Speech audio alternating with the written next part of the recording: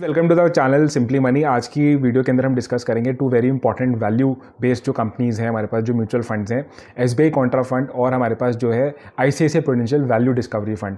आपको पता है लार्जली दो तरीके के जो म्यूचुअल फंड्स या स्टॉक्स या कंपनीज होती हैं, एक होती है ग्रोथ ओरिएंटेड, एक होती है वैल्यू ओरिएंटेड। आपको पता है अभी का जो टाइम चल रहा है जिसके अंदर आपके इंटरेस्ट रेट्स बढ़ रहे हैं, तब आपके जो वैल्यू बेस्ड कंपनीज हैं उनके रिजल्ट्स क्या बोल सकते हैं, रिटर्न्स बेटर आ रहे हैं। वहीं आपके जो ग्रोथ ओरिएंटेड कंपनीज या म्यूचुअल फंड्स हैं, जैसे आपको पता है एक्सिस जो काफ़ी ग्रोथ ओरिएंटेड स्टॉक्स रखता है अपने पास, उनके जो रिटर्न्स आ रहे हैं कम आ रहे हैं, क्योंकि वो जो आपके जब इंटरेस्ट रेट्स बढ़ते हैं तो उनके रिटर्न्स कम आने लगते हैं। तो कहीं ना कहीं ये बैलेंस रहता है। आप बोल सकते हैं कि इनका नेगेटिवली कोरिलेटेड होते हैं कि जब आपको ग्रोथ ओरिएंटेड स्टॉक्स या म्यूचुअल फंड्स चलते हैं तब आपके वैल्यू डिस्कवरी या आप बोल सकते हैं वैल्यू बेस्ड कंपनीज या स्टॉक्स नहीं चलते हैं। वहीं आपके जब उल्टा होता है, यानी कि जब आपके वैल्यू बेस्ड कंपनीज या स्टॉक्स या म्यूचुअल फंड्स चलते हैं तो ग्रोथ ओरिएंटेड थोड़े से स्टेबलाइज हो जाते हैं या फिर आपके वो मूव नहीं करते हैं। तो इसीलिए आपको अगर वेल बैलेंस्ड अगर आपको म्यूचुअल फंड पोर्टफोलियो बनाना है तो मोर और लेस इट इज़ रिकमेंडेड कि बोला जाता है कि यू कैन हैव वन, जैसे आप ग्रोथ स्टॉक्स या म्यूचुअल फंड रख सकते हैं, साथ ही में आप उसको एक एडजस्ट कर सकते हैं, आप अपने पोर्टफोलियो के अंदर एडिशन कर सकते हैं वैल्यू ओरिएंटेड स्टॉक्स या म्यूचुअल फंड्स। तो इसी वीडियो के अंदर आज हम two very important value based जो हमारे म्यूचुअल फंड्स हैं, जो लास्ट के 1-2 ईयर्स के अंदर काफ़ी अच्छा परफॉर्म भी कर रहे हैं। तो अगर हम स्टार्ट करते हैं, सबसे पहले हम बेसिक फैक्ट्स के बारे में जानते हैं। तो ये जो हमारे दोनों ही फंड्स हैं काफ़ी पॉपुलर फंड्स हैं, बड़ी इंपॉर्टेंट दो म्यूचुअल फंड एएमसी से आते हैं, एसबीआई एंड आईसीआईसीआई। तो ये दोनों ही फंड्स हमारे पास ऑलमोस्ट 10 ईयर्स से हैं, कंसिडरेबल हिस्ट्री है। अगर हम एसेट अंडर मैनेजमेंट के अंदर जाते हैं, कितना एसेट्स ये दोनों म्यूचुअल फंड्स मैनेज कर रहे हैं, तो ऑलमोस्ट एसबीआई ऑलमोस्ट 8,000 और आपका 27,000, यानी कि आप समझ सकते हैं कि आईसीआईसीआई प्रूडेंशियल वैल्यू फंड जो है आपका काफ़ी पॉपुलर है। इसके अंदर काफ़ी हाईली इसके अंदर जो यूएम है बहुत ज़्यादा है। एक्सपेंस रेशो अगर हम देखते हैं तो हाईली आपका थोड़ा सा जो है आपका आईसीआईसीआई प्रूडेंशियल का इस compare to the SBI contra is little expensive. अगर हम बेंचमार्क से कंपेयर करते हैं तो यहाँ पे हम कंपेयर कर रहे हैं आपकी जो टॉप 500 कंपनीज़ हैं, यानी कि आपकी बीएसई 500 एंड निफ्टी 500। बाकी अगर हम मार्केट कैप के हिसाब से आते हैं, आपको पता है लार्जली जो म्यूचुअल फंड्स होते हैं it comprises of different stocks and companies. तो दोनों ही जो हमारे फंड्स हैं वो दो मोरलेस आपके जो ओरिएंटेशन है उनकी वो लार्जली जो है आपकी ऑलमोस्ट बोल सकते हैं 57% इज योर कॉन्ट्रा जो आपके एसबीआई, उसके अंदर आपकी लार्ज कैप कंपनीज हैं। Then you have mid cap as 25 and 18% as your small cap. सब बोल सकते हैं कहीं ना कहीं जो एसबीआई कॉन्ट्रा फंड है उसने क्यूमुलेटिवली तीनों ही कैटेगरी को कहीं ना कहीं जस्टिफाई किया है। आपका you will have combination of large, mid and small. But आपका जो आईसीआईसीआई प्रूडेंशियल कंपनी है, प्रूडेंशियल वैल्यू डिस्कवरी फंड जो है, उसके अंदर एज यू कैन सी इसके अंदर लार्जली आपका लार्ज कैप कंपनीज आती हैं almost 72%, mid cap is just 13 and small cap is only 5%। तो बोल सकते हैं कि आपका वहीं कहीं ना कहीं जो आईसीआईसीआई प्रूडेंशियल है वो मोरलेस आपका बोल सकते हैं लार्ज कैप बेस्ड फंड हो गया आपका। नाउ आगे बढ़ते हैं, हम रिस्क पैरामीटर्स पे डिस्कस करते हैं। यहाँ पे हम लार्जली जो है अपने पैरामीटर्स, सबसे पहले हम स्टैंडर्ड डेविएशन की बात करते हैं। आपको पता है स्टैंडर्ड डेविएशन जो होती है वो आपका बेंचमार्क से डेविएशन बताती है। तो यानी कि वोलेटाइल होगा वो वाला जो म्यूचुअल फंड है, या वी कैन कंसिडर कि जिसका स्टैंडर्ड डेविएशन कम होता है that fund is considered better, उसकी वॉलेटिलिटी कंपेरेटिवली कम होती है। तो अगर हम यहाँ देखते हैं तो मोरलेस आपका आईसीआईसीआई प्रूडेंशियल के standard deviation is little cheaper, better है। अल्फा अगर हम देखते हैं, अल्फा आपको पता है रिटर्न्स बताता है कि कितना आपका बेंचमार्क से कितने टाइम्स आपके रिटर्न्स आ रहे हैं। तो यहाँ पे we are getting the SBI contra fund is clearly the winner. Beta जो है दोनों हमारी वैल्यू सिमिलर है। बीटा इज़ अबाउट दी जो होते हैं हमारे कितनी वॉलेटिलिटी आती है। तो नॉर्मली बीटा की वैल्यू कम होनी चाहिए to invest in that kind of stock जो कि थोड़ा सा स्टेबल हो। अगर हम Sharpe ratio and Sortino ratio पे आते हैं तो बोथ दीज जो हमारे रेशियोज होते हैं वो रिटर्न्स बाय रिस्क होते हैं, यानी कि ज़्यादा होने चाहिए इनकी वैल्यू।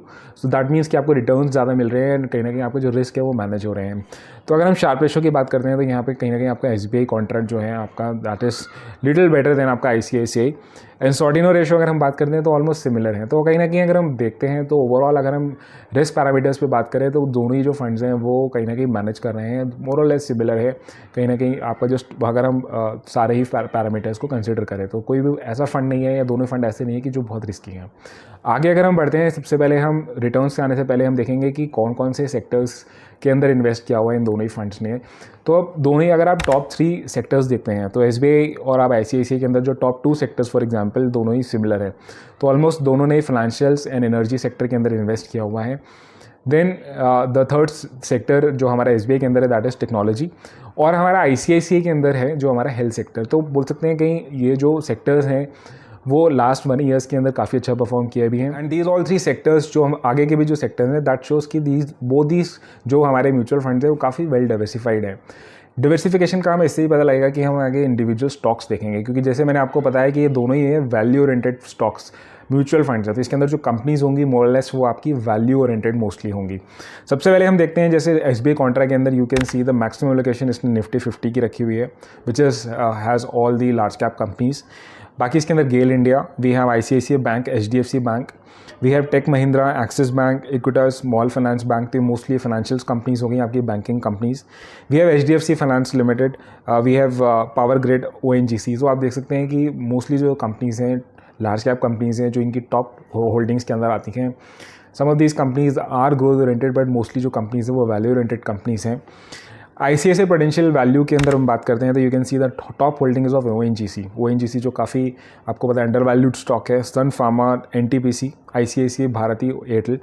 जो कॉमन स्टॉक्स अगर हम दोनों ही फंड्स के अंदर देखें तो we have ICICI, HDFC, axis, HDFC limited and ONGC. ये हमारे काफ़ी हद तक जो है हमारे कॉमन स्टॉक्स हैं इन टॉप 10 होल्डिंग्स के अंदर। बढ़ते हैं, अगर हम जैसे हम स्टॉक्स को एनालाइज करने के बाद देखते हैं फाइनली रिटर्न्स, जहाँ पे हमने कंपेयर किए हैं 1 ईयर, 3 ईयर्स एंड 5 ईयर्स के पॉइंट टू पॉइंट रिटर्न्स।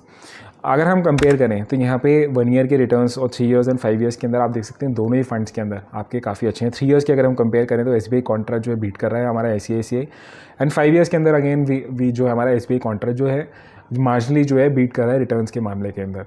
बाकी आपको पता है कि सिर्फ रिटर्न्स, पास्ट रिटर्न्स आपको फ्यूचर की परफॉर्मेंस नहीं बताते, तो आपको ओवरऑल देखना पड़ता है। फाइनली हमने क्या किया यहाँ पे आपको थोड़ा सा बताने की कोशिश की है कि हमने कंपेयर किया है एक ग्रोथ ओरिएंटेड म्यूचुअल फंड साथ ही में हमारा एक वैल्यू ओरिएंटेड म्यूचुअल फंड। तो आप यहाँ क्लियरली देख सकते हैं जैसे कि जो हमारी साइकिल चलती है वो ऑलमोस्ट नेगेटिवली कोरिलेटेड होते हैं, यानी कि जब आपका ग्रोथ चल रहा है तो वैल्यू कहीं ना कहीं वैल्यू ओरिएंटेड म्यूचुअल फंड्स नहीं चलते हैं। लास्ट जब आप बोल सकते हैं 21 एंड 22 इस ड्यूरेशन के टाइम पे, उससे पहले जब आप देख सकते हैं क्लियरली इस ग्राफ के अंदर कि आपका जो SBI Axis blue chip fund है that was outperforming the all types of funds right now after 2021 and 22 जो इंटरेस्ट रेट्स इंक्रीज होने स्टार्ट हुए वहीं पे आपका जो एक्सेस में नोज टाइप एकदम नीचे आ गया है और आपका वैल्यू ओरिएंटेड म्यूचुअल फंड है उसने कहीं ना कहीं आपको डबल डिजिट्स रिटर्न्स दी हैं, पॉजिटिव रिटर्न्स दी हैं। तो मैं अल्टीमेटली ये कहना चाहता हूँ आपको कि वैसे तो आपको इन्वेस्ट करना है अपने रिस्क प्रोफाइल के हिसाब से और अपने फंड मैनेजर के एडवाइस से, this is only for your educational purpose, but normally what people do is that they kind of balance out. वो यानी कि जो पॉइंट मैंने आपको स्टार्टिंग में भी बताया कि वो बैलेंस आउट करते हैं आपका growth and your value oriented mutual fund so that the portfolio या फिर उनका जो पोर्टफोलियो है वो कहीं ना कहीं वेल बैलेंस्ड हो।